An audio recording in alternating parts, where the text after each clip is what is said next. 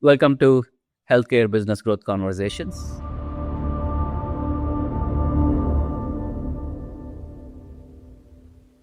My guest today is Dr. Stewart. He's a renowned cardiac surgeon who has operated on 6 continents. But more importantly for this conversation, he has held major leadership roles at both academic institutions like Columbia and Mount Sinai and corporate systems like HCA Healthcare. He also holds credentials from Harvard's Surgical Leadership Program and has earned an MIT Executive Certificate in AI. Dr. Stewart, it is an honor to have you on the show. Thank you. Pleasure for having me. I'm going to enjoy this. So I appreciate you having me. Hopefully this will be of some value to your audience. Definitely. So I just want to start with the core question of, you're a surgeon, meaning you're really busy. You're still a busy surgeon. When do you realize that clinical excellence simply wasn't enough to solve your business problems? It goes back to my training. And I remember one of my partners, was teachers initially, then partner was Mehmet Oz, Health and Human Services, the Dr. Oz show. And one day he told me, because at the time I was operating at 450, almost 500 open heart surgeries a year.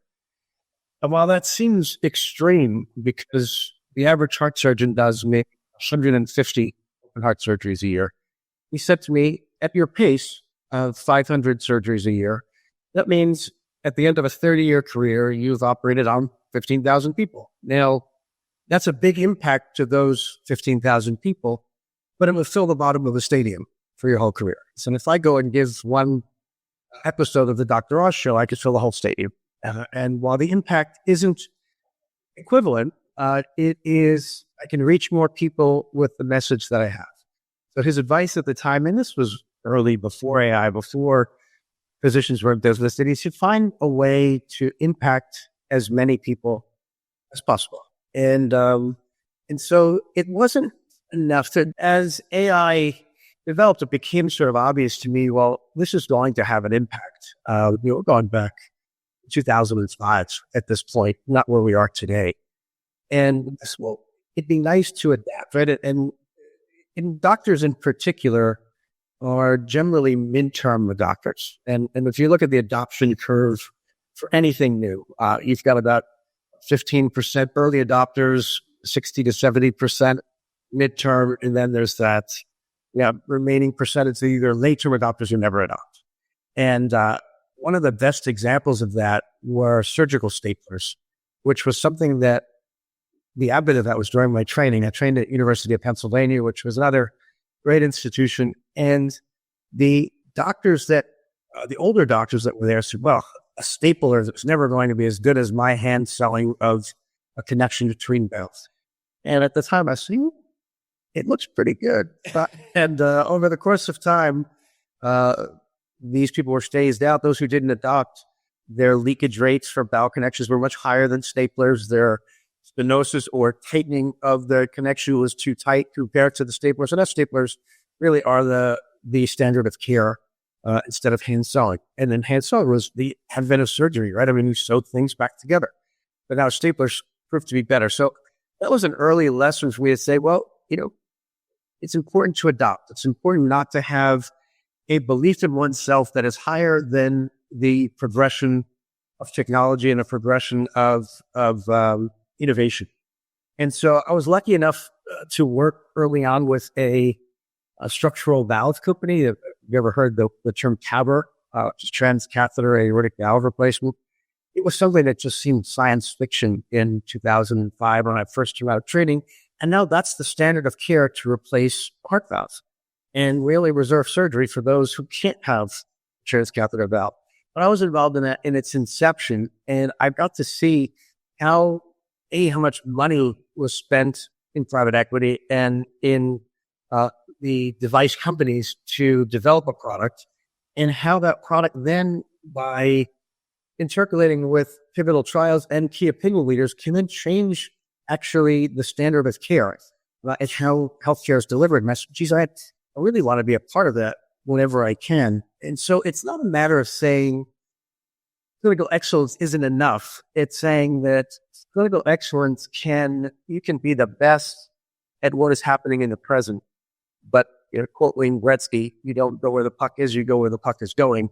And to say, well, where things are right now, sure, I can be the best surgeon that there is in 2005, but is that going to continue on and give me the gravitas to be the best surgeon in 2010? Not without adoption, not without reading, not without just spending some time and seeing where the change is. Because again, heart surgery itself, even today, it's sort of like being an amazing cop in Detroit. Well, you can make arrests and you can get the individual off the street, but you're not changing crime because you don't really have a voice past the individual transaction. And so I was looked at it saying, well, yes, I want to learn as much as I can learn to take great care of the patient who is on my operating room table. But in addition to that, I want to be a voice that is involved with where we are going, not just in the field of surgery, but in the field of healthcare in general. Well, that's great. I just want to ask a little bit more deeper question on the business side. You do the surgeries, day in, day out, and then you manage your team. Now that's all on the clinical side. When it comes to the non-clinical work, managing the non-medical team and then managing your vendors, and it becomes too much at some point, right? So, how did you manage to overcome that, and then how you are able to excel in that area? Yeah, there's a desire, there's a belief by, I think, surgeons in particular, but by anyone who is a master of whatever field they're in, to believe that you are the only person that can do a job. And the longer you hold that belief, and now cardiac surgery, where the average operation is between 4 and 6 hours, well, if you're starting to do 3 a day, even if you have some overlap in 2 different rooms, you've still filled your entire day with just clinical surgery. Now, to then say, well, in addition to that, I want to be involved in administration, or I want to be involved in technology, or I want to read. That sounds great until you have a couple of children and a wife. It's, hey, you work for 14 hours, and now you're coming home and you've locked yourself in a room and are reading a book. I mean, you are part of this family over here. And so a lot of that is delegation and saying, well, there are certain things that I need to be present for professionally because this person came to me. They didn't come to a team. They came to Dr. Allan Stewart. So I am obligated and want to give my level of care to that. But then it's a matter of saying, well, there's certain times when I can say, hey, look, I'll be present for your surgery, but my partner here is going to do it because they're the best at that particular surgery. So I'm going to come in for an hour and be transparent.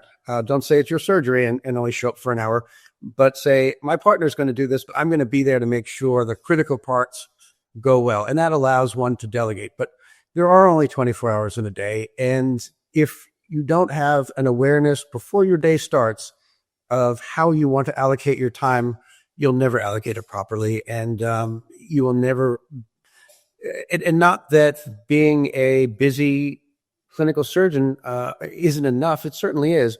And it's always been who I define myself as, but the additional areas of creating a nutraceutical company, creating a private, being involved in private equity, getting involved in AI, those are all things that interest me.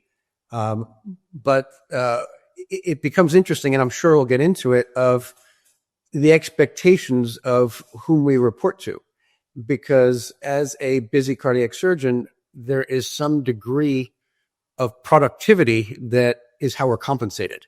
And so the hospital would like nothing more than for me to spend my entire day, my entire consciousness doing cardiac surgery, because that generates revenue for a hospital. In the other buckets that I'm involved in, well, those buckets are largely controlled by either investors or CEOs that have an interest in me devoting a certain amount of time to their initiatives and achieving increased value. But the two have no relationship with one another. So in order to be productive in both, it's really time management to achieve that goal. And that time management can't be a wish. to believe, well, everything is going to go fine in in job A, so that way I'll have time for job B, because there are complications and changes and new things that come up in all of those worlds. But I guess I would look at someone like Elon Musk, who is has got 6 multi-billion-dollar companies, and he seems to manage them all. And so it's a matter of devoting proper time and not wasting time. I think it's when we're having a conversation with a employee or a board or whoever it is, to say, hey, look, I've got this amount of time, and you're upfront with people so it doesn't appear rude. It's much more rude to believe in your mind, well, I have an hour to devote to this, but the person you're meeting with thinks you have 2. And then after an hour, you say, hey, I've got to go. Well, you've just given them an hour of your life, but they think you're rude because you left early. And so setting expectations and being transparent, I think, is the best way to manage one's time. Yeah, definitely. Whenever you said like managing time is all it takes, I just want to recollect, like my first boss gave me a book by Brian Tracy, Eat That Frog. When I looked at it, I laughed looking at the book name. But it's a small book. It's not a big book, but it really helped me in the last decade. It is more of a thought process for me now. Rather than looking at the book, reading it, or doing it consciously. But now I block off everything on like just before the day and then just go on with the day. I think. And to that end, to your point, if you're given a book like that, now there are books that you'd want to read cover to cover and say, this is a great book, or maybe there's a movie that you want to see. But then there are other books or there are other learning methods where you say, you scan through the table of contents and say, well, these 5 chapters are the only thing that matters to me. So you're not a failure if you didn't read the whole book, but you read the parts that are actually germane to your discussion and read those intensely rather than reading the whole book with 80% attention. You're reading a section of it that is going to impact you with 100% attention, and you've gotten more out of it. Well, I think definitely, no, we are not writing exams to pass the book. So, like most of the times, I just reread the books that I read. I just glance through them, as you said, like just go through it whenever I feel like there is a block, and then I know the books that I read. I just go back and then I just glance those sections, and then I'm back. So you hit it on directly on its head. So I just want to ask you one more quick question on on your part, the background, like you moved from the academic giants, right? Like Columbia to the corporate side at HCA. Like, how did you navigate that shift? It was an interesting, there was a lot of criticism for it by what I think you would define as my original peer group. And the interesting thing about, I've explained it to people as climbing Everest, that being a cardiac surgeon or the head of a division where I was the head of aortic surgery at Columbia for almost 10 years after I finished my training there. I think it was 9 was the accurate number. Of 9 years there. And then I moved to Mount Sinai, New York for an additional 5. Now, these are, at the time, 2 of the top 5 hospitals in the world. And the reason for moving was multifactorial. First is that to say I want to be the chief of surgery at Columbia is a very, very small funnel. And that sets up an expectation where anything short of that is a failure. But it's a very, very narrow band to set that as a goal. But to say I'm operating and I am one of the group at Columbia University, well, that in and of itself is success. That's climbing Everest. But to stay at Everest for a long period of time when you realize you can't breathe and you can't achieve your goals, well, it's fatal to stay on top of that mountain for a long time. And so at a place like Columbia or Mayo Clinic or Cleveland Clinic, the institution is the star. And it is a star because it has individuals that are all clinically excellent working there. But when one says, I need a complicated surgery, I need to go to Columbia University, they're not saying necessarily, I need to go to Dr. Stewart at Columbia University. They're saying, I need to go to Columbia. And so Columbia is always the protagonist in that play. And eventually, doctors will achieve their own individual reputation that will equal or exceed the reputation of the institution. Now, the downside of prestigious institutions is they generally don't pay very well, and because they don't have to. They always attract talent. It's sort of like maybe the New York Yankees is a bad idea because they do pay people a lot of money, but there is a certain amount of equity one gets for being part of a preeminent program. And that equity is not money. That equity is invitations to speak abroad, invitations to write manuscripts for large journals. And one has to say, well, is that equity enough added on to a salary that is not commensurate with what my level is, but are the two of those together enough to keep me satisfied? Now, my case, New York, which is the city I call home, even though I live in Miami for the last several years, began its decline again into where it was in the 80s and 90s. Now, when I lived in New York, it was sort of that 20-year period where it was like Disneyland in the North. There was no crime, and everything was beautiful, best restaurants, best doctors, best sports teams. And I started to see as I walked down Fifth Avenue to work that the homeless were back. The people were shooting up again. The hookers were back. And I said, the city is starting to deteriorate. And then my wife became pregnant with twins. And I said, we're paying 50% income tax between state and city and local, and we now have 3 children. No matter how much money I make in New York, it's going to be unaffordable fairly soon, and it's going to be back into crime. And I said, well, is it worth it for me to remain part of, and the thing about all major medical centers is that they were originally settled in port cities. If you look at Johns Hopkins, Massachusetts General Hospital, Columbia, they're largely around ports because that's where industry was at the time.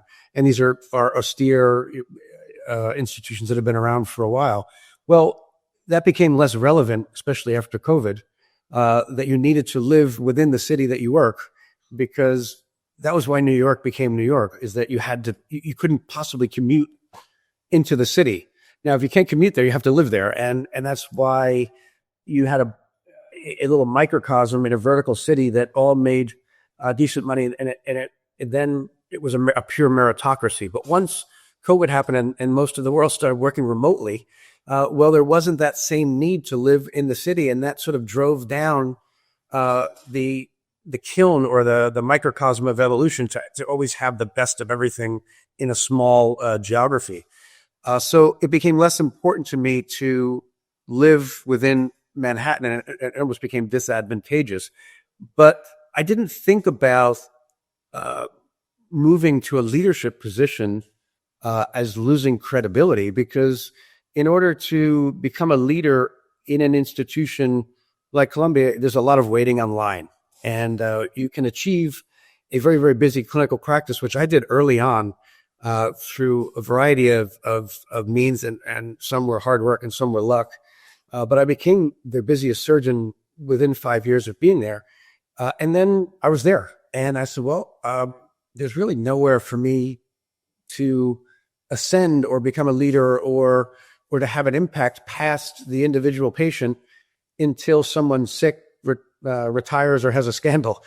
So I'll be in the position I'm in for the next 20 years. And that really didn't, it didn't keep my entrepreneurial spirit ignited.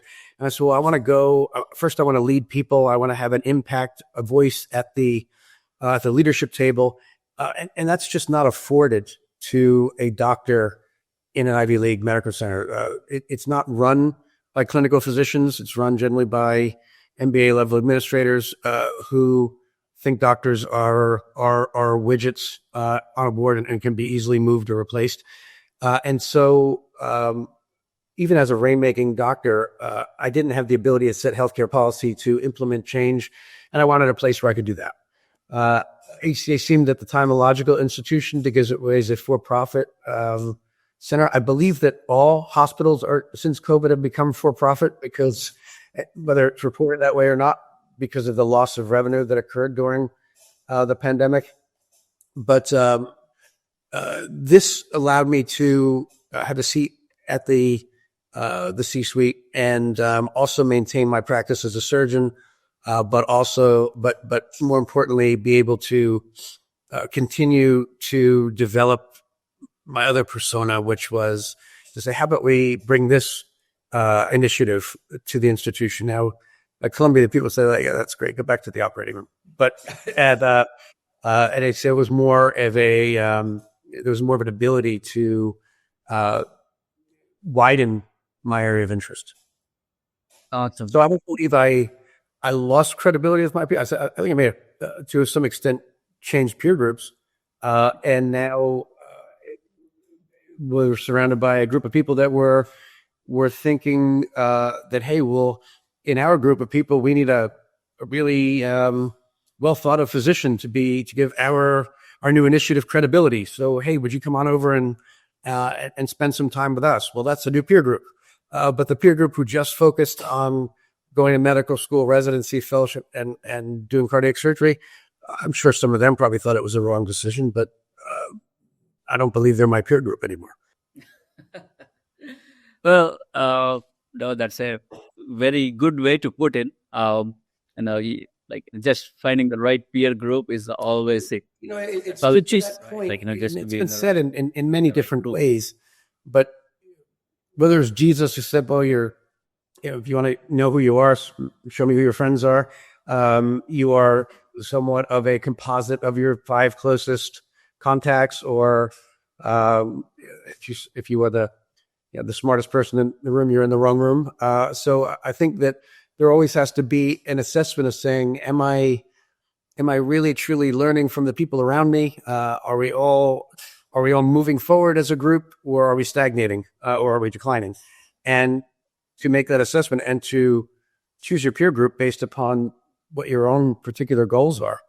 It's not to say you need to change your friends, but the people who you believe are your peers. It does not necessarily have to be defined on the day you take your first job and say that that's my peer group forever. I think your interests change, your goals change, and as long as you're finding the right people that are above, at the same level, and beneath you, and impacting all of them, and they're impacting you, well, then I think that's your peer group at the time. Yeah, you said it right. Like, we evolve, over a period of time in our careers, and we just need to find the right group. And also, we shouldn't be the smart person in the group.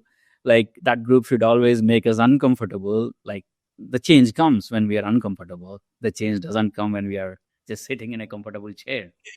Along those lines, I was operating once in China, and I was taking the speed train from Beijing to Shanghai, and I saw these microcosms where it looked like 20 dormitory buildings surrounded by this enormous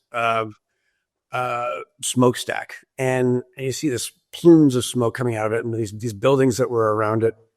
And I thought, well, that is that society's life forever, right? The grandfather works in that factory, dad does, uncles do, son is aspiring that one day he'll be old enough to get his own job in that factory. But that's life, right? And you're in that forever, right? And there is no hope of transcending that. And I thought, well, that's not the life that I want in anything. And so you can be and give your best to an area, and it's not necessary always. Like, I didn't leave cardiac surgery. I'm still busy cardiac surgery, but I said, well, I want a place where I can also develop this skill, and then be involved with this company, and say, well, and write a book. I mean, there are a variety of things I wanted to do that were in addition to, not in lieu of. And so I think that, to use that factory model, if you find that you've surpassed what you can do in that little microcosm of society, that factory, well, it's time to leave the factory if necessary, or say, I can only give you half time, and I'm going to go with my other half and do something else. So that's really been how I've approached my own life. And I think if I reflect, which I regularly do as part of my routine, and to say, am I proud of the life I'm living, and am I impacting people?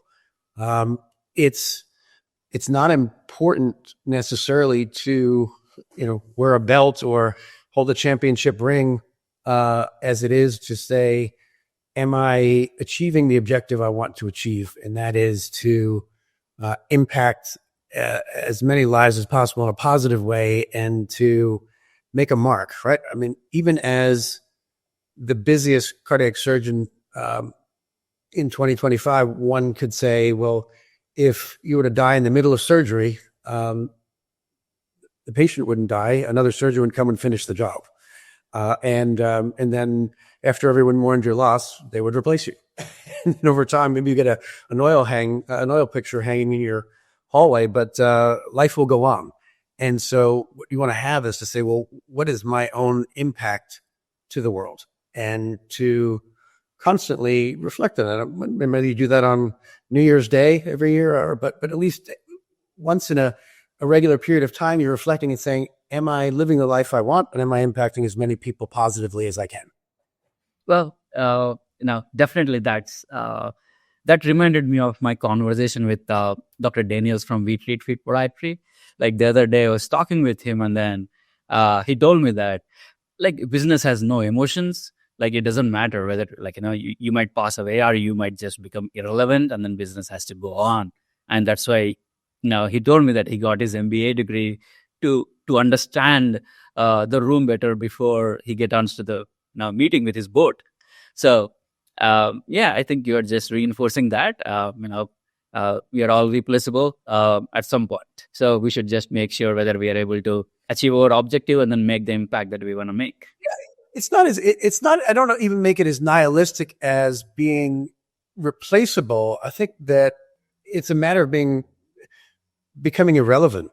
And I think that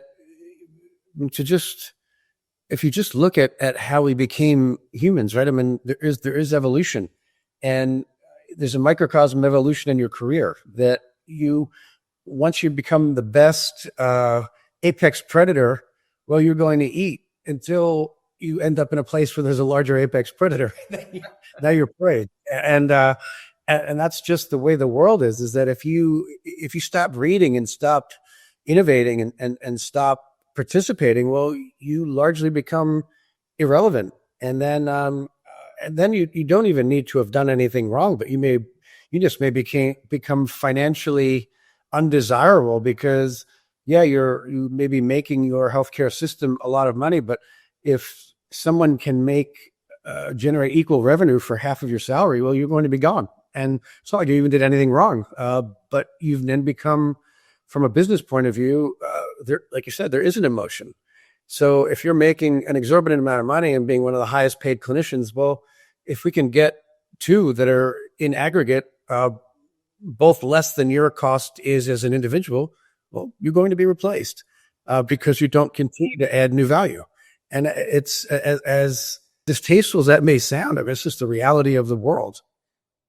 Yeah, no, definitely. Like you're right. Like I always say that like if you take the SWOT analysis, like the O and T, which is the opportunity and the threat, combining both of them is actually one, which is a trend. So if you're like you went ahead and then got into the AI very early, you got onto the trend, you make that as an opportunity. If you don't make that as an opportunity, definitely that trend becomes a threat for you. So right? So it is always about keeping up with the trends. And remember, the threat is your own perception, right? I mean, a lion isn't angry with the antelope; he just wants to eat. Right? The antelope thinks the lion's a terrible predator, but the lion thinks the antelope's amazing, right? It says it's tasty, and so there's no quarrel from a lion's perspective. So I think that if you look at life that way and say, well, how could they possibly replace me? It's not emotional. It's that your value add is less than what it was before.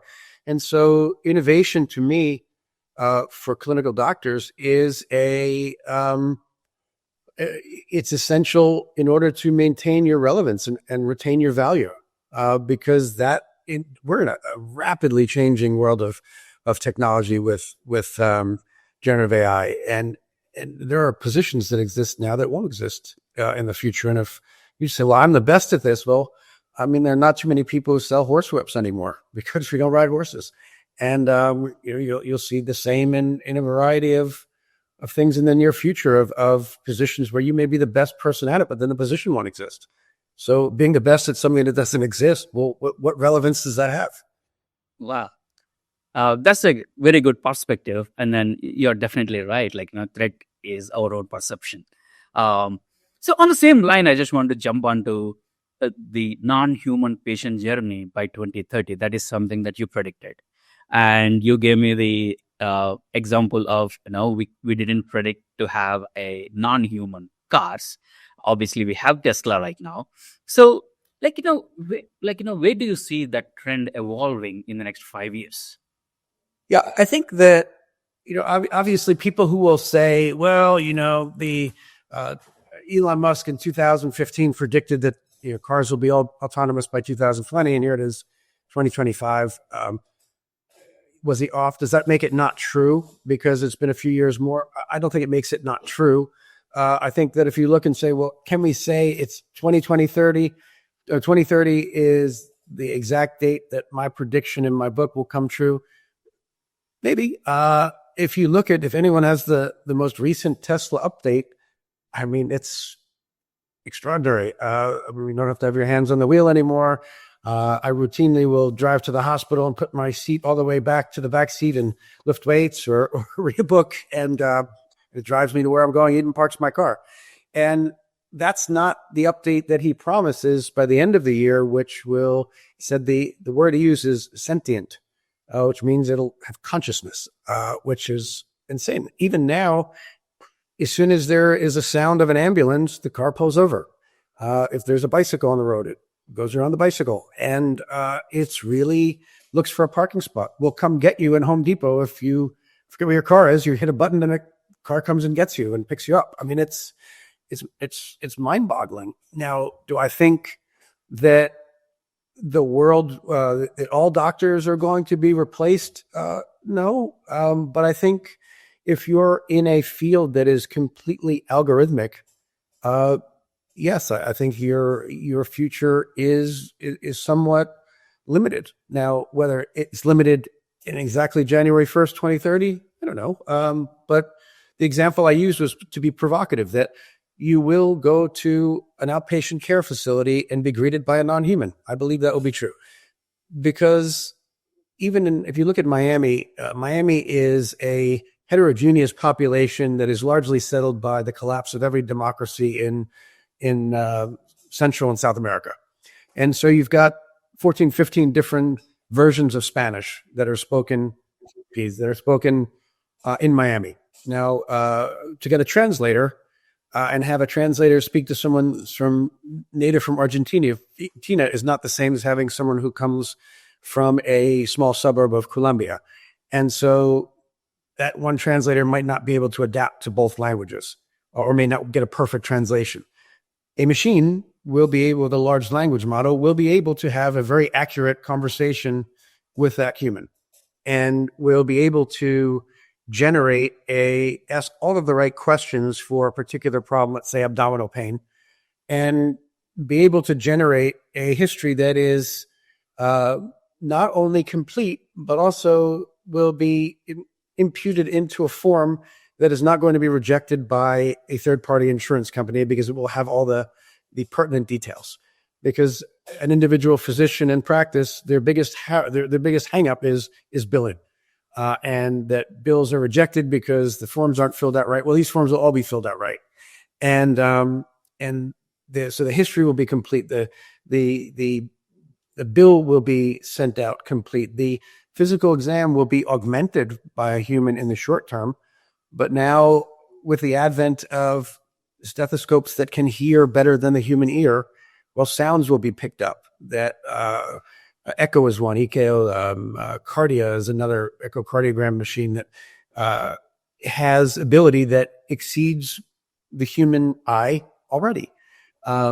Patient may get sent for an X-ray. Well, radiology in general, diagnostic radiology is already using a mass amount of data to look and say, not only is there something nefarious on the X-ray, but is the architecture of, say, the breast or the lung in a certain way that will predict your risk of developing cancer in the future.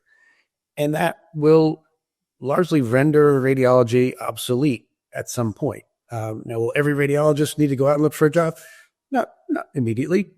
But if I had a 10-year-old kid who told me I wanted to be a radiologist, I said, I might think better of that one. I think emergency medicine, which is largely an algorithmic based decision making, other than trauma, where someone comes in, they have pain, and you have to find out where the pain is. Well, maybe you'll need one doctor who can come in and feel the patient's belly or listen to their chest, but it will be augmented by these non-human physician extenders. So that will cut down dramatically on the number of people you would need to staff an emergency room. Pediatricians the same. And then down the line, pharmacists who fill medications. Well, if the non-human will call a pharmacy and the person needs a prescription, well, you will not necessarily need a human being to assess, well, are there contraindications to other medicines?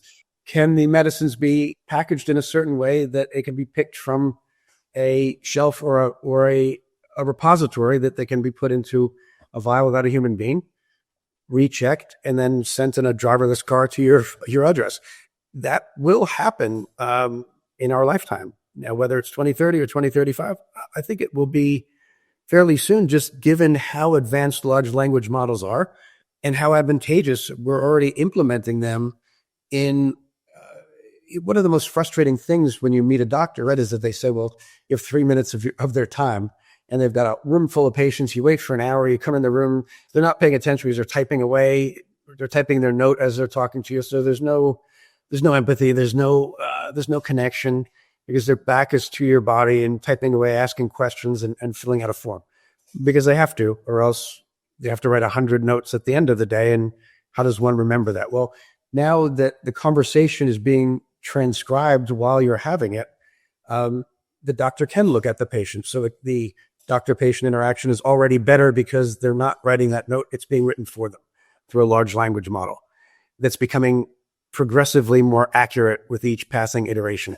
And that note is not necessarily just the progress note for the patient. It's also the note that's being sent to the insurance company. So it's taking that billing aspect away, and that's being done at the same time as the patient accounting.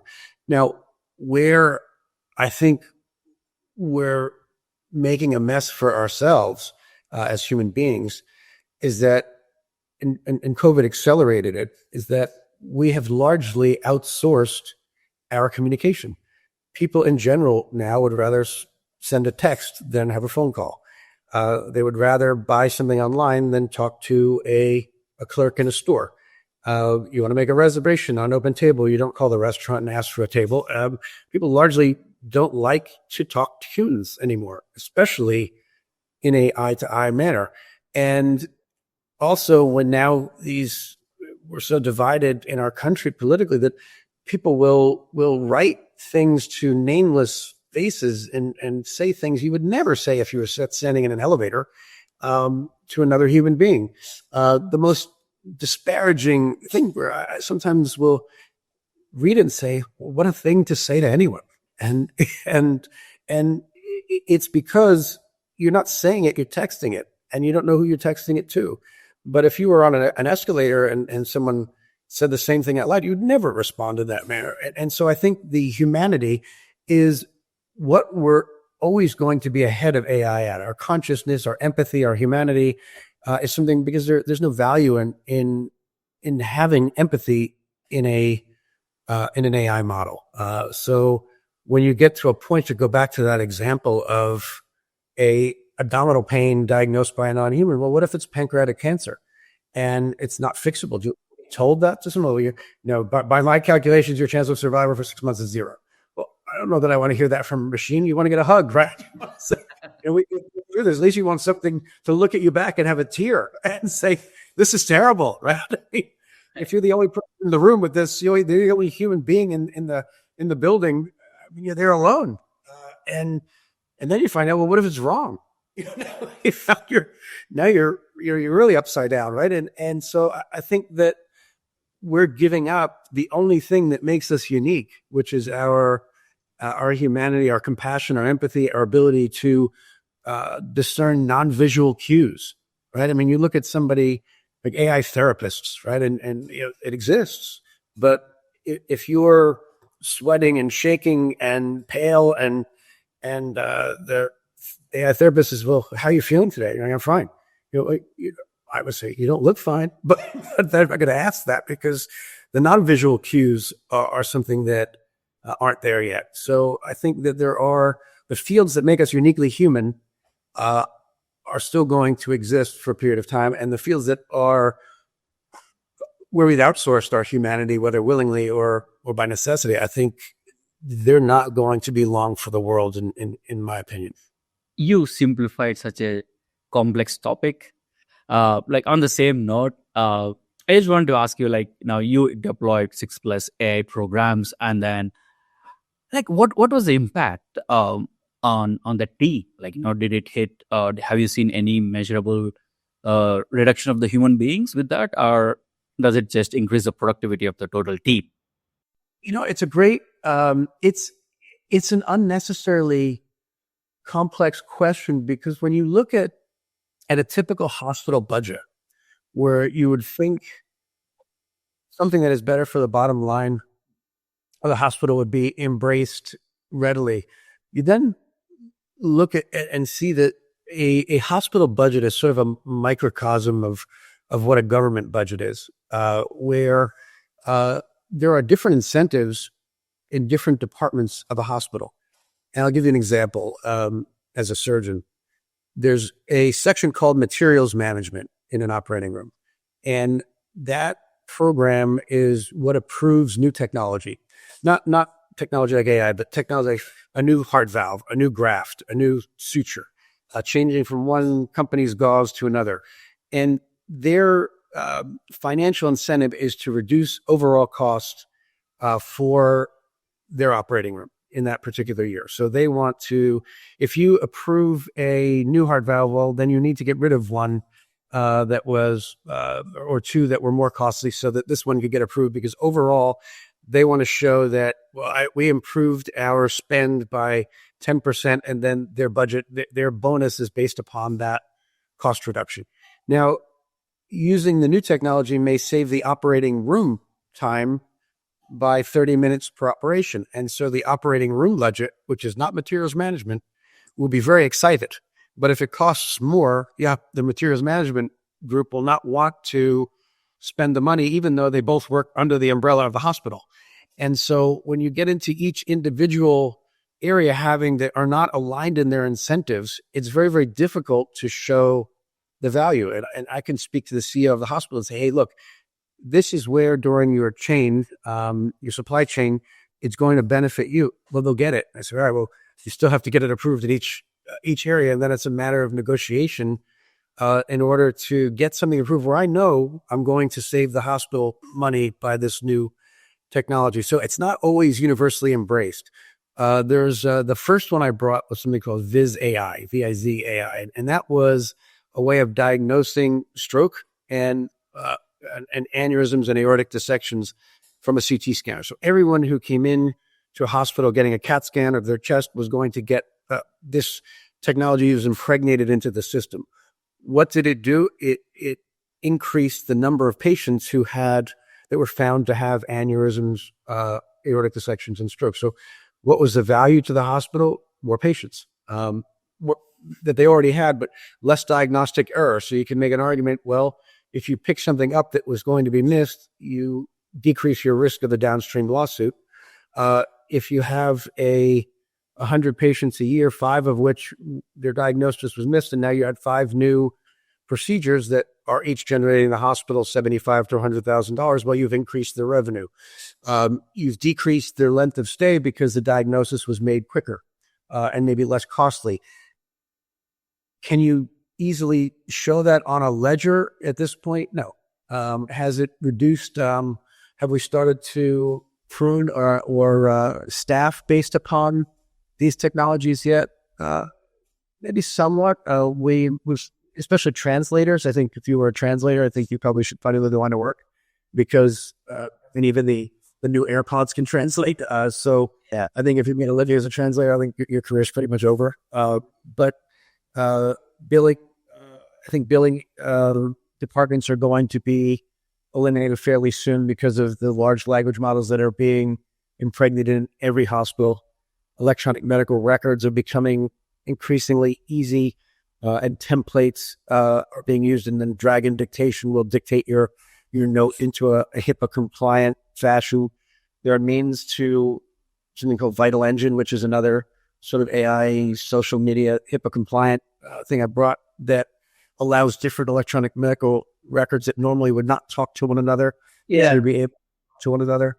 I think on My Medical Images, which is something else I brought, this will read any disk from any PACS system into their common repository and allow the transfer of information in a HIPAA-compliant manner.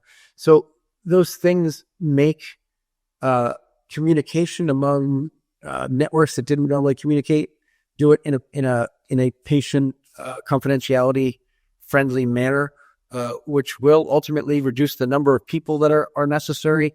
Have we seen it to a degree yet where we're looking at empty office space? No, but I think it is improving the patient experience already. I think that the writing is on the wall for folks. I think we're still, remember, doctors and hospitals are very late adopters to new technology, but we are readily adding large language predictive models. There are new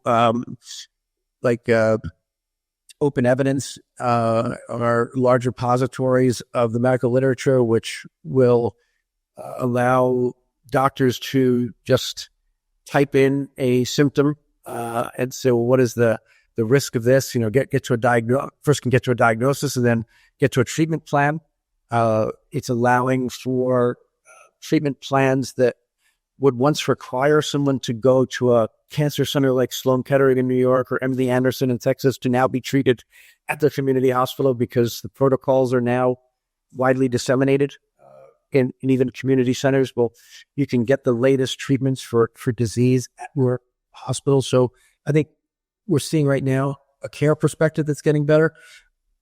The downside of that is that you'll have very, very expensive care that will now be more widely disseminated. So what the impact of that on, I think we're already at 18% of our GDP for healthcare. I think that that's not going to go lower anytime soon because we're still, all of these initiatives that I've spoken about so far are related to the treatment of chronic illness, not for the prevention of disease. So we're talking about what's being implemented in a hospital setting. And I think that is, it's going to first increase cost before it has any impact on decreasing it. Well, maybe a provocative question, but I'm just, I just want to ask about this. What is the financial justification of a premium salaries for the doctors then? Well, it's a great question. And at present, the medical care or the salaries of doctors is largely skewed towards procedure-based care, meaning fields like orthopedics, neurosurgery, cardiac surgery, ophthalmology, that are procedures that require a intense level of skill, are paid by third-party insurance a lot of money. So let's say, for the sake of argument, a open heart surgery all into a hospital is $100,000. Well, there are two buckets. There are the bucket of how many patients come into the actual hospital that need cardiac surgery, and then there's the bucket of how many patients come into the hospital because of, for example, Dr. Stewart. Right. And however big my bucket is how doctors get compensated over and above what the compensation would be to just take care of their bucket. So if there's an average salary that says, well, you're doing a great job with quality on the patients we give you, you'll get paid X. If you say, in addition to doing a great job on the patients that are being brought into the hospital that we provide you, you are also bringing a large number of patients on your own that we would not normally see well, then that can lead to salaries of 2, 3, 4x, because you're now bringing your own ball to the playground. And if it's a good playground, it's a good playground. But if you have a really good ball, and that's it's no different than in sports, right? I mean, if you have a marquee player, they tend to command more money than somebody who just takes care of the football.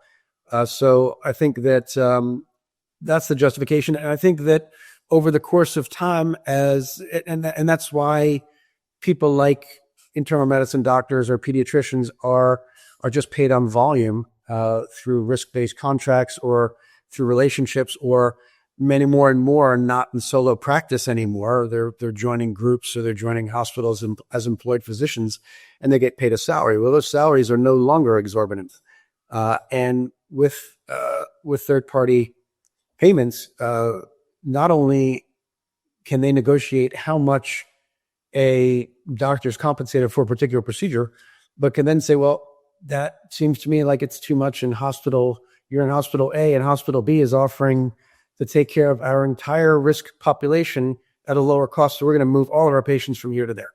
And so an individual doctor will not be able to command that salary. Now, the procedures, like outpatient procedures in orthopedics or plastic surgery, well, they're not covered by insurance at all. So they'll still command, they'll say, well, you can go use your insurance, but they're not going to give you the result I'm going to give you. And if you want to pay for it, you'll pay for it. And that will always exist. But I don't believe that the premium salaries that doctors make will continue to escalate over time. I think it's largely plateaued.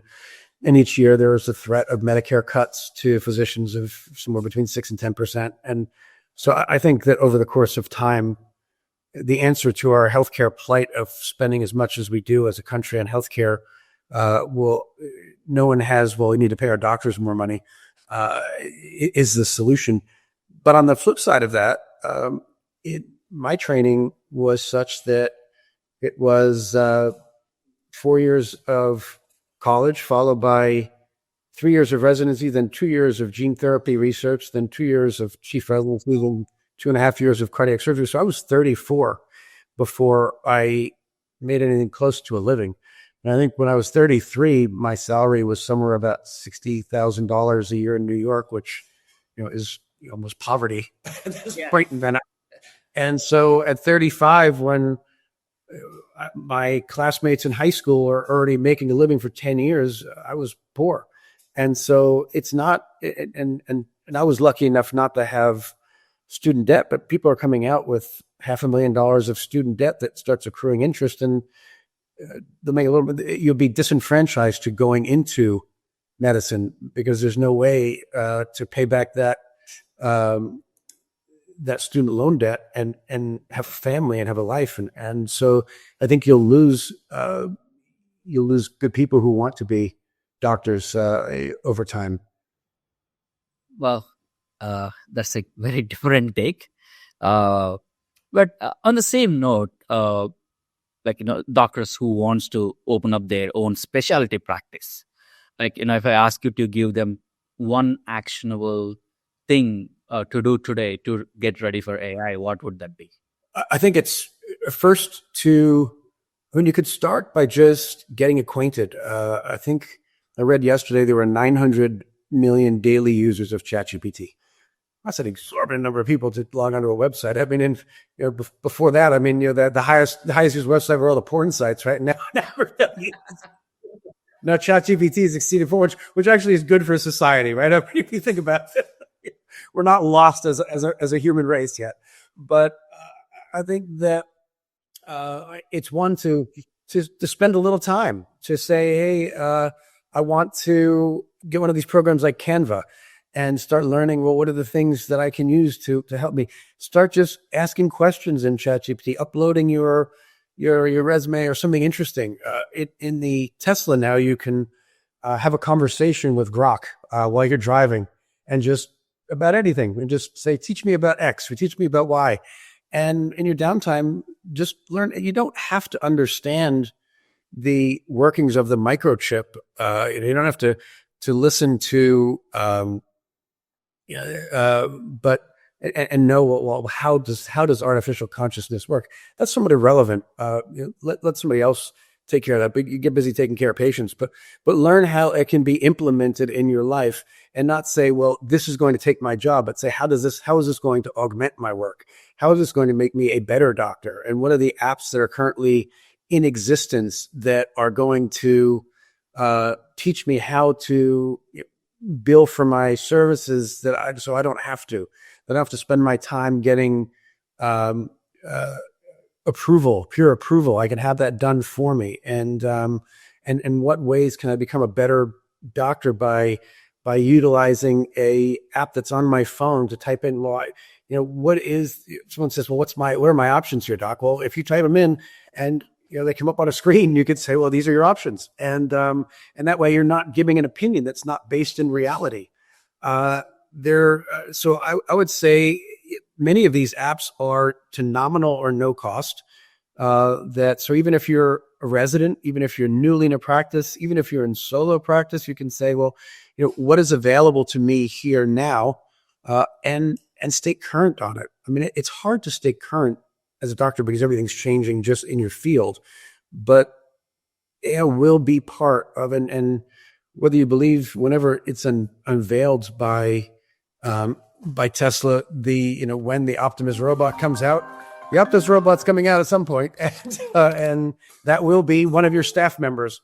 And so if it's truly $30,000, I mean, who isn't going to have one in their office?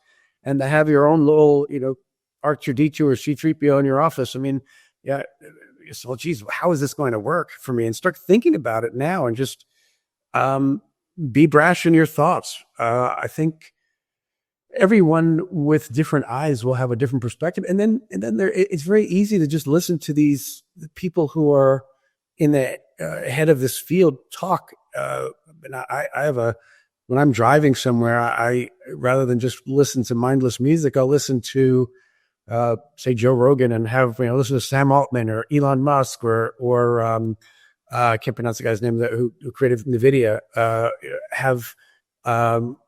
He was on 2 or 3 days ago. It's fascinating, and how he describes how AI works and why it works. And you don't need to get in the weeds of it, and to understand AI, you don't have to have any understanding of how the actual process works, but what it's capable of doing. And it was interesting. I gave a talk not long ago to a group of healthcare leaders, and I said, well, how many of you use AI on a daily basis? And 5 or 6 hands were up. And I said, how many of you drive a Tesla? And there were 40, 50 hands. And I said, you don't realize, but they're not a car company. They've got, all they do is put all these cars on the road so they can get more and more raw data on the human condition. And I said, they're an AI company that will eventually become a robotic company, because they're seeing how humans function under a variety of scenarios. All that data gets assimilated. And that's really how it works, is that the more data that can be assimilated, the better, the smaller the error bars come of their decision making.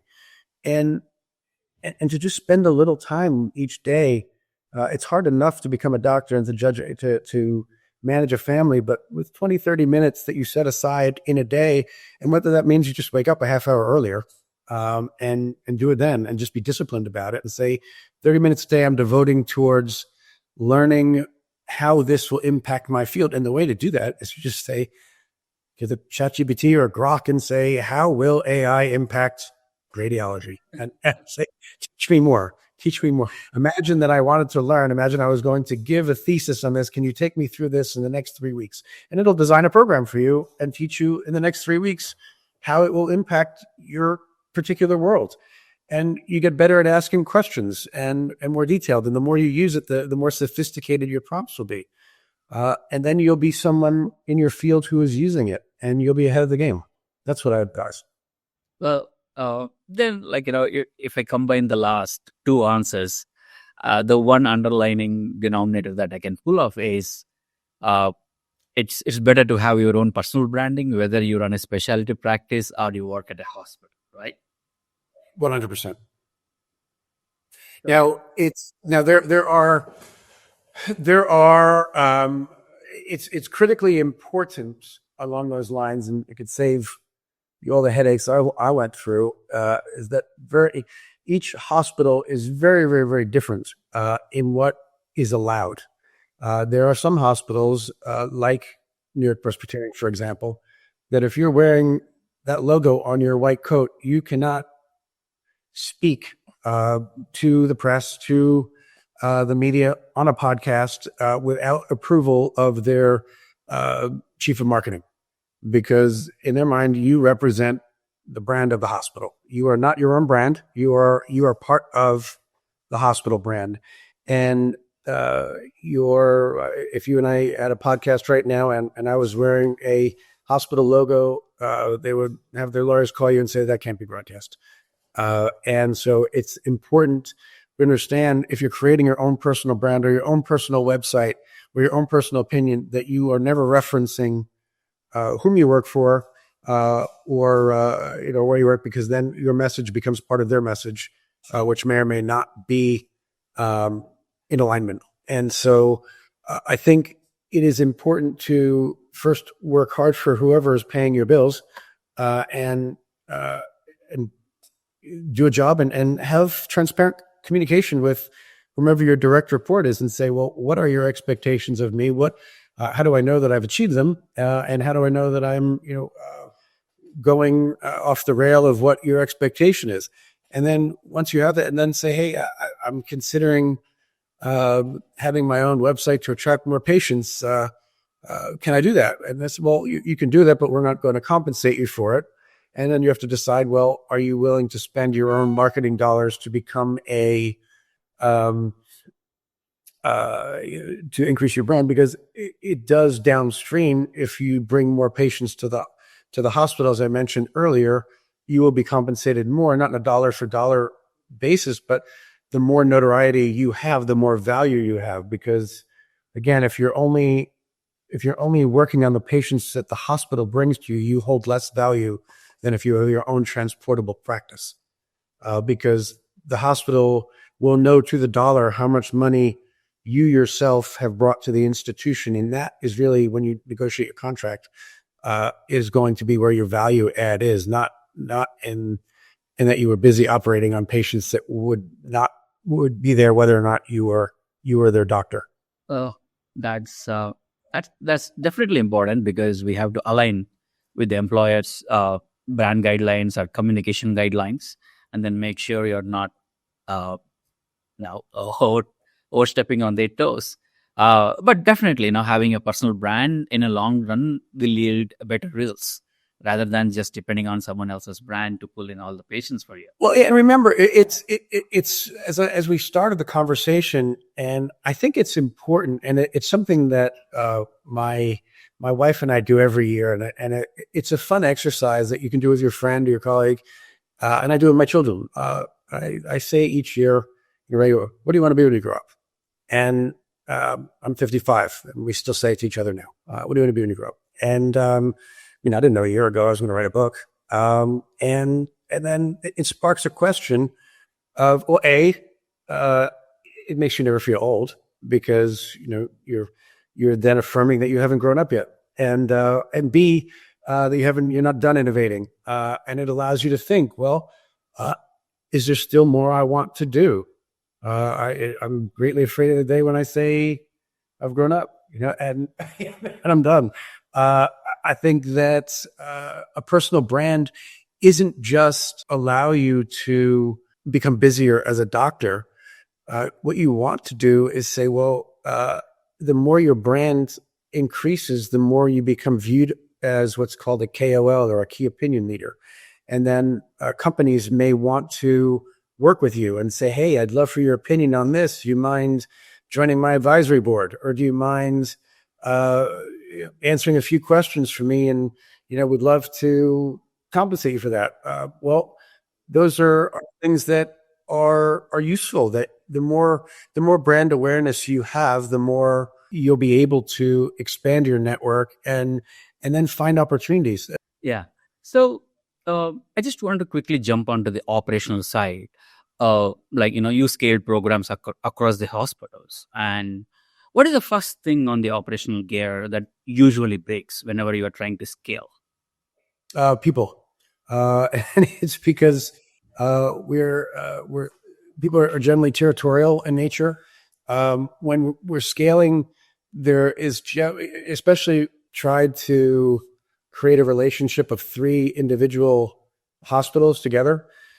Well, at its core, the hospitals each had their own C-suite, each had their own budget with profit and loss, and each has its own mission statement. And while they all reported to a main repository, it was somewhat like the best example is the Catholic Church, where there are a variety of different churches and each are responsible for their own collections, and they report to a diocese, then an archdiocese, then ultimately the Vatican. Well, it's hard to make a change that will equally benefit all three places at once. Like, for instance, cardiac surgery is a very service line as far as people who are necessary for the bottom line but don't generate revenue.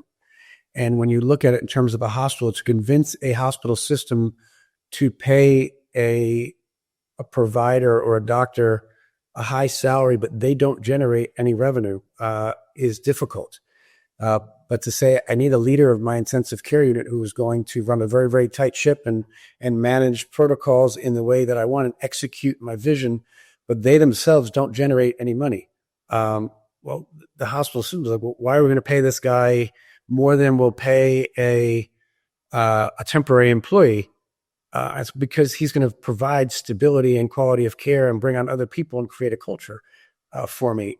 And we're paying you a lot of money to bring all these patients. And I said, I know, but they're not going to live if this guy isn't here taking care of them afterwards, because you don't want me in the ICU taking care of patients. You want me in the operating room generating revenue. And he's going to be responsible for us to continue to have the reputation to generate the revenue. He said, well, why don't we take some of the money that we pay you then? I said, well, and to get people to understand that not every part of that link there, it's estimated that 90 people take care of a heart patient from the time of the phone call to the time of the discharge.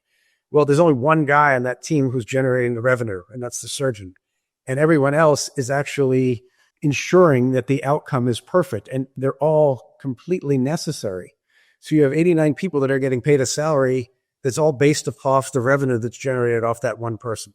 But the one person can't generate every revenue if everybody's dead at the end of surgery because they're not being properly cared for, or that the patient satisfaction scores are not good because there's no one answering the phone, or you're losing patients because someone is taking a cigarette break and the phone just keeps ringing through, and the patient on the other end is scared and, well, nobody picked up the phone, so I'm calling the next surgeon because I'm scared and I need this operation. To get people to understand that not every link along the way, and then to take that up a level and say, well, if you have 3 cardiac surgical programs that are within a 15-mile triangle, they're not all necessary. Maybe we just buy a helicopter and we do all the surgery at one center and put 2 helipads in, and we transfer that patient over either by ambulance or helicopter, because to the point of using the 90 people as an example again, we don't need to employ 180 people for 3 programs. We can employ 90, pay them a little more, and then have a system that's a hub and a spoke to bring people into one center. That seems like a logical idea to me, but when you have a high-ticket item like cardiac surgery, no hospital will want to part with it. And so even if that hospital is doing 100 open heart surgeries a year, they're generating a massive amount of revenue for that 100 surgeries. So in order to convince them to give it up, you have to give them something back. And to say, all right, well, if hospital A will be the place we do all the heart surgery, then you have to say, well, we'll bring all the orthopedics to hospital B. And that hospital A says, hey, I'm with the surgery and the orthopedics. And so it's this myopic sense and greed that prevents this conglomeration of hospitals, and that prevents best practice. So it's not a matter of getting different electronic medical records to talk to each other, or that one hospital uses Siemens equipment and one uses Philips, or one calls instruments this name and one calls it that. That's all easy to fix. Having the employees be credentialed at different hospitals where there are different credentialing systems and having them move from place to place. Well, that seems like an easy idea too, and say, well, we're going to have a team that is credentialed at all three places, and wherever the surgery is that day, the whole team moves. That works until you realize, well, not everybody owns a car. And someone will take a bus to the hospital. And now you say, well, how am I getting this person from this hospital to that hospital? That becomes, you think, if you're not somebody who's never struggled with public transportation, you say, well, I don't understand that. Well, what do you mean you don't have a car? And so, or that for me, who lives in the center of that triangle, getting to one place or the other isn't hard, but some people will live just because of necessity close to their one place. Well, if the day ends at the third hospital, well, now they've got to get home. And now their commute may be an hour and a half. And they say, well, I'm not really willing to do that. And so it's the human factor that breaks down. And there has to be an understanding before you put something in place of saying, well, let me think about every step along the way before I try to roll this out. Because even if you present it to a group of people, and to use the example of the hourly wage employees, if you haven't thought of them in this plan and it gets rolled out, it almost looks like you really have no concern for them. And even if it wasn't intentional, you really had no concern for them because you didn't pay attention that was actually. And so it's important before you come up with a plan like that to say, hey, I was thinking about X. What are your thoughts about that? And then they'll tell you what the problem is. And then before you present it to leadership, you need to solve that one so that you've talked to people along the way. And that's a matter of sitting down. I've got this thing behind me called a Vibe board. You see that right there? Oh, yeah.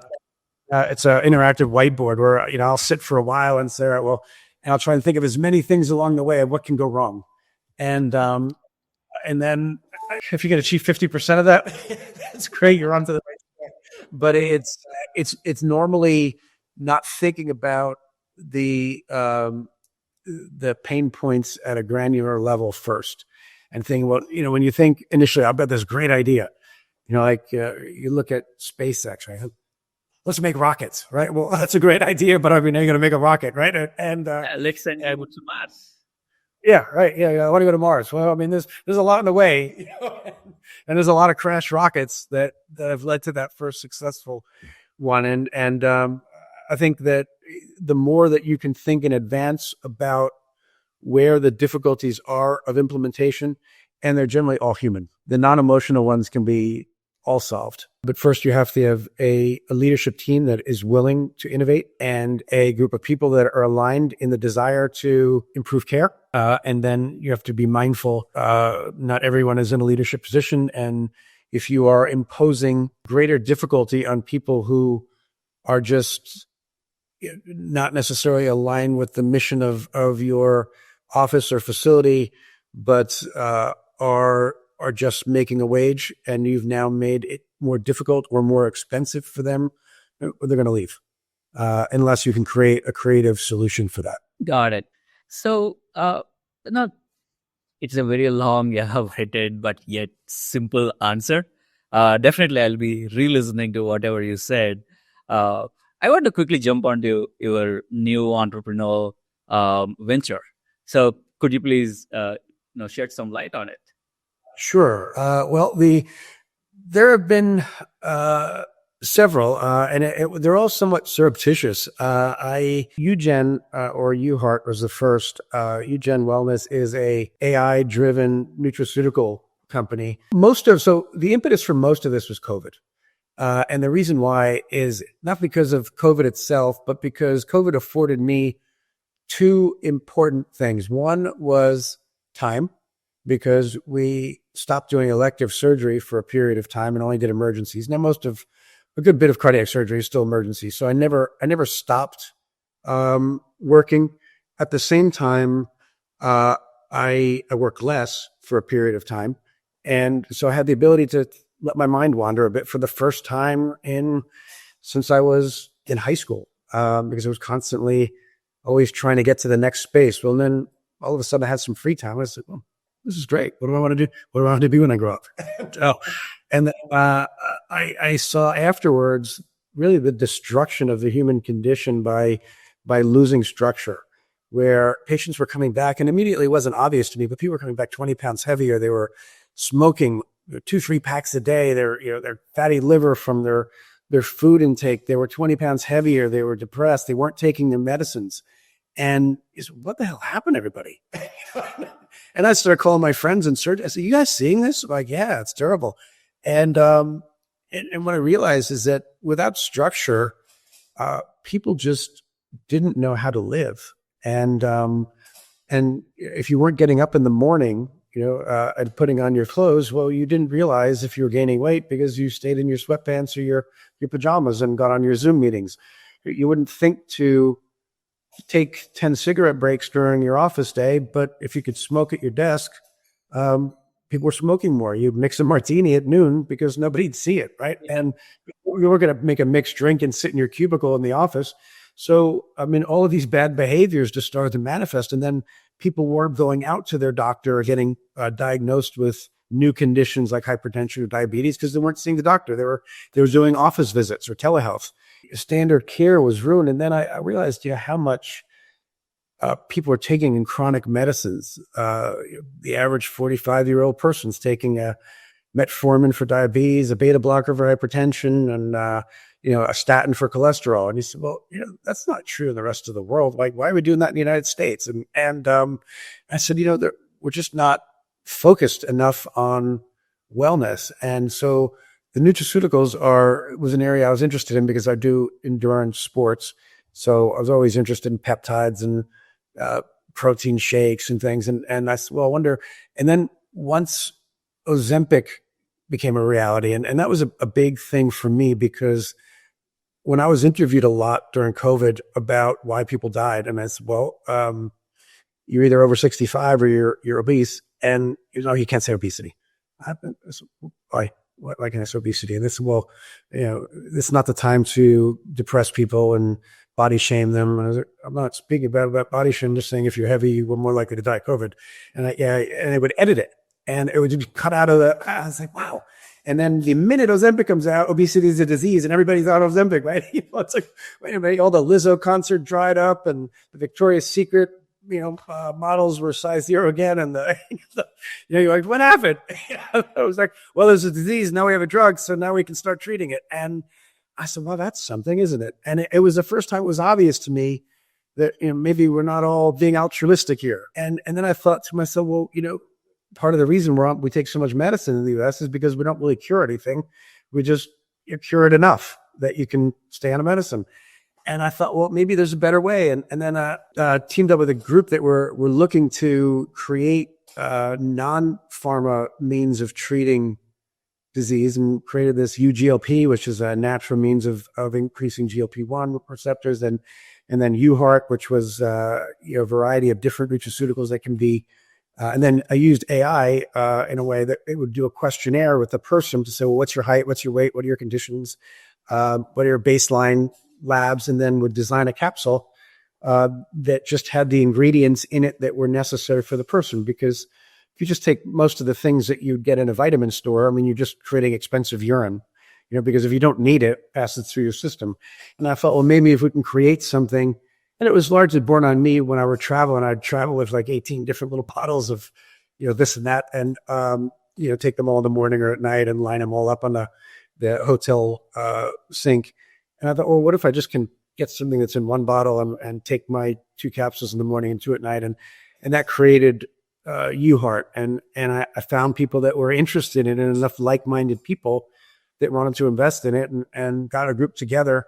And we did it. And then that led to a company called Alpha Farm, which was in South Africa, that is creating a distribution network for Africa, which is really way behind us in their healthcare, to be able to get medicines to all of Africa, and by buying pharmacies that were largely run fraudulently, but to create production, distribution, and pharmacies in Africa. And that was something that a dear friend of mine from years ago was passionate about. And he said, hey, can you help me with direction on this? And that became a formal position. And then most recently, a company called Genzen, which is we're creating AI networks in Newfoundland, Canada, and in India, and a variety of other places, large AI centers that are going to do generative AI design drugs for sort of bespoke treatment or more individualized treatment of disease, and then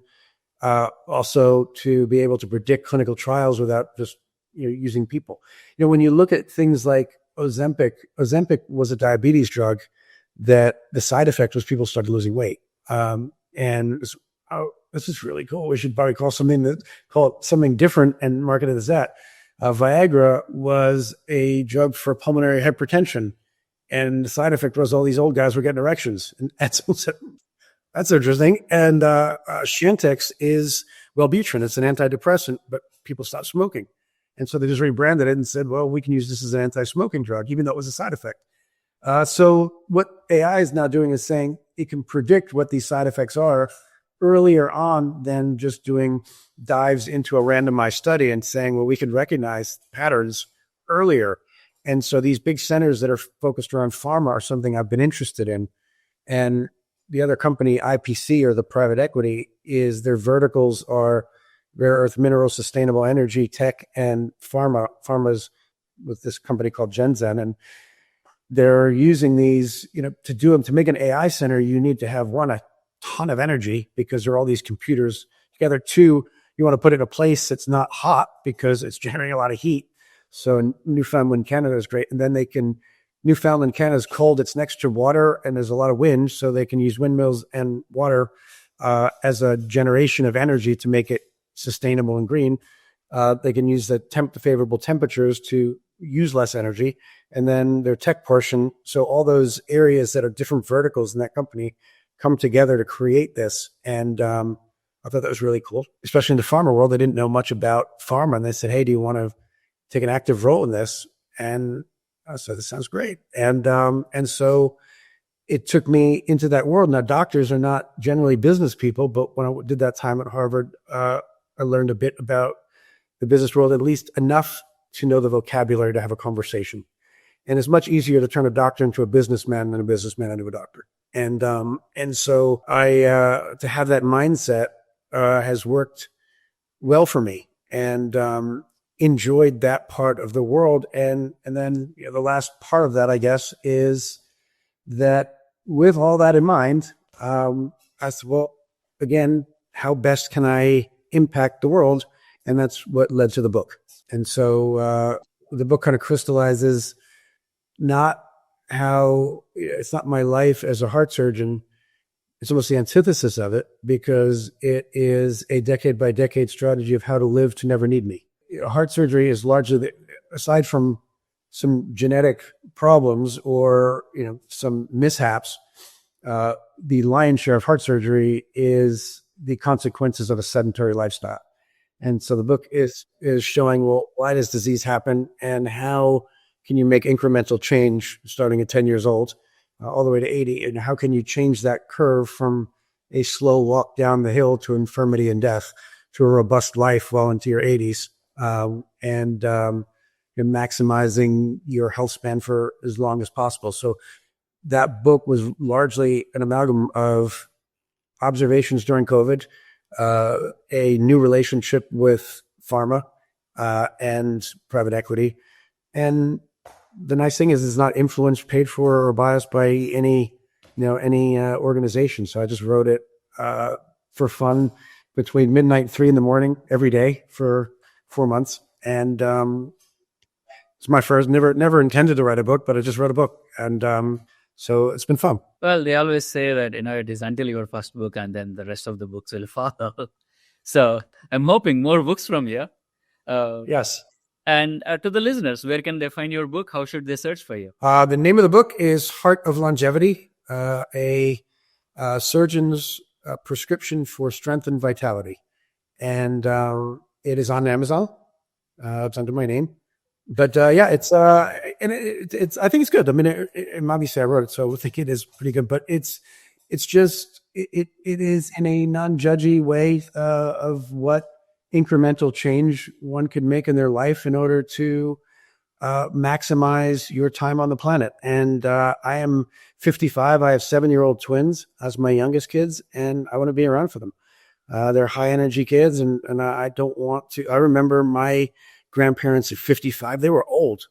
They didn't know sneakers. They didn't run marathons. They didn't jump on a trampoline like I do with my kids. And they were old. And if you believe you're old, you're going to be old. If you surround yourself with old people, you're going to be old. And I think we want to be young and vibrant as long as possible. And it's not saying that you need to become vegan or eat a bunch of seeds, or if you just take this one brand of extra virgin olive oil, you live forever. I mean, there's no easy. It's just a matter of just incremental change on how to live your life. And so I think it was.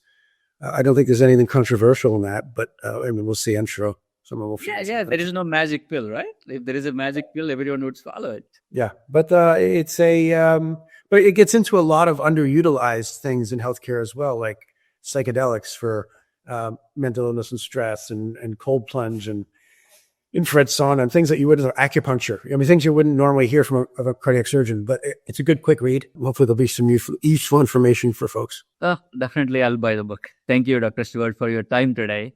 And before I let you go, is there anything else that you want to say to our listeners? Yeah, I would say that despite the changes in healthcare, I still believe that becoming a doctor is a wonderful means of positively impacting society.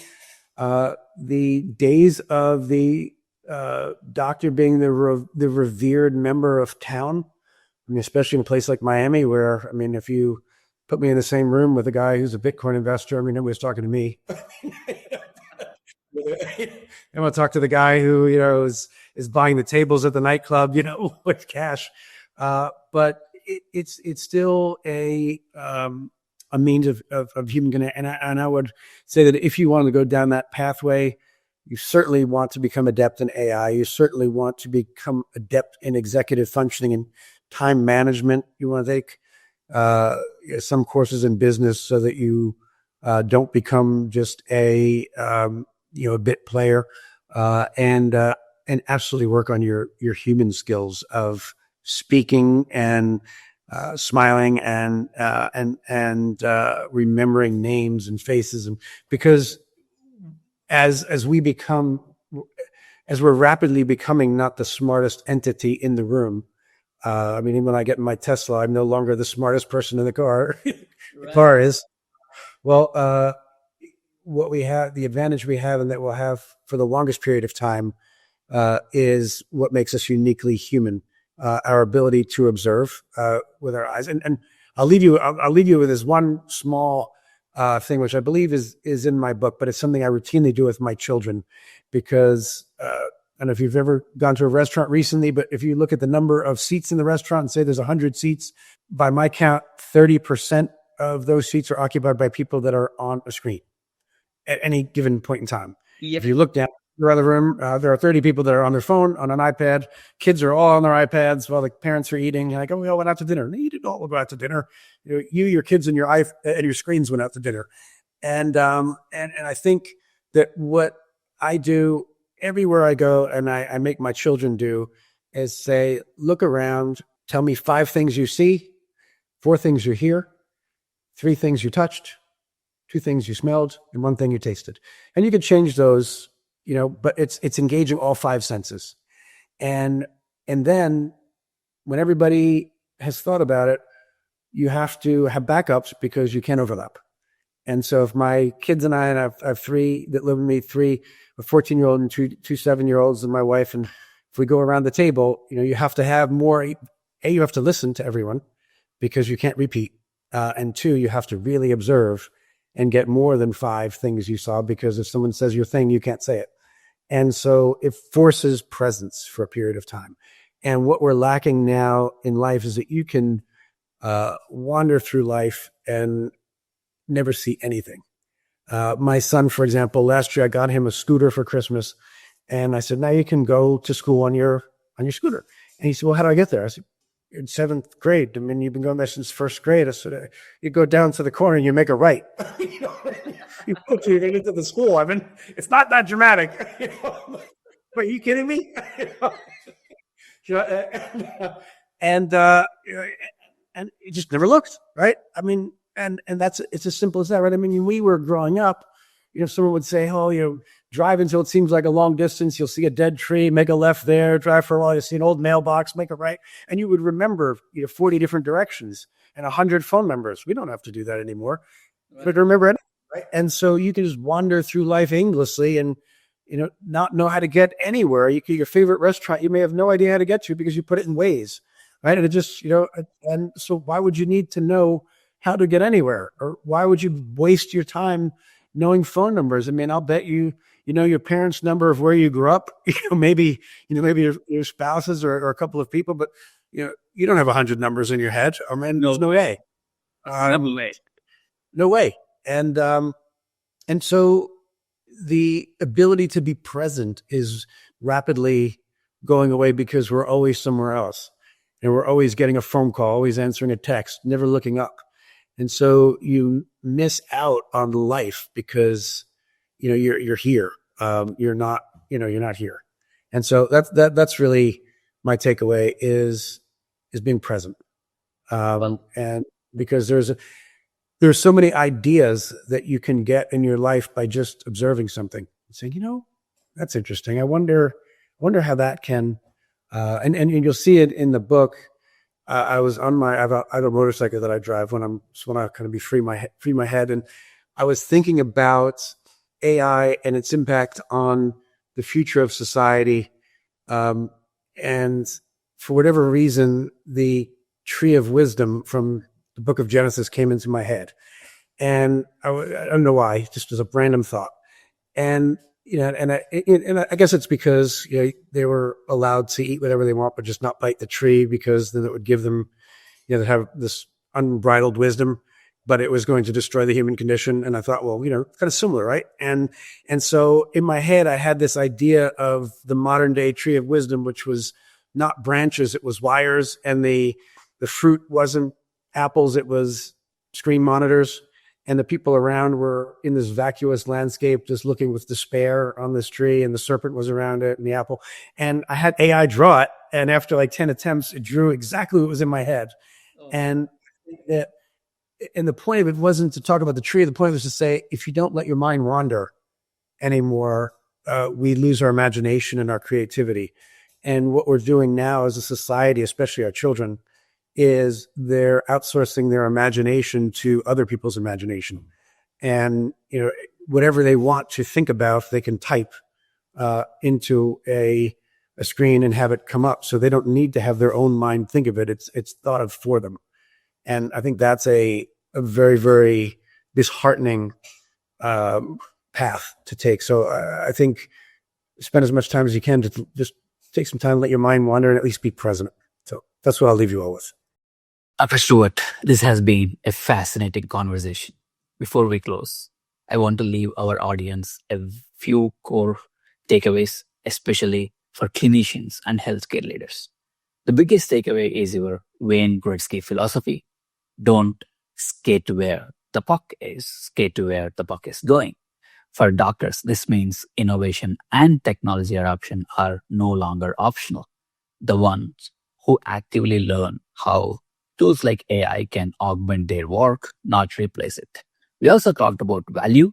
Your time is your most limited asset, and the clinicians who understand how to manage it build their own personal brand, which is the most important thing in this new era, and bring revenue to the system, will always have leverage. And finally, growth depends on the environment. Surrounding yourself with the right peers and constantly raising the bar matters more than any single tactic. Dr. Stewart, it has been truly insightful and privilege to learn from a professional of your caliber. Thank you for sharing your insights and your time.